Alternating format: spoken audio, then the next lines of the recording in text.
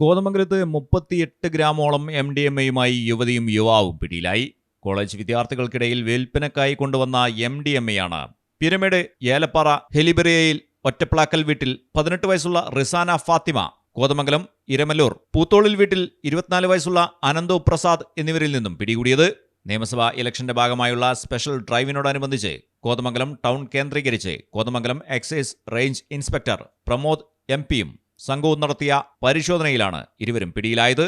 പ്രതികൾ മയക്കുമരുന്ന് ഇടപാടുകൾക്കായി ഉപയോഗിച്ചിരുന്ന 3 മൊബൈൽ ഫോണുകളും കസ്റ്റഡിയിലെടുത്തു.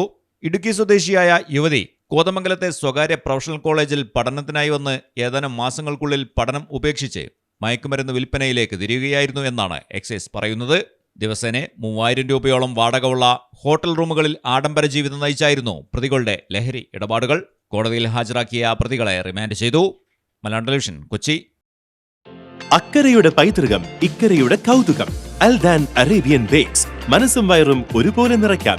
രുചികരവും ആരോഗ്യപ്രദവുമായ അൽദാൻ ലബനീസ് കുബൂസ് ഇപ്പോൾ കേരളത്തിൽ എവിടെയും ലഭ്യമാണ്.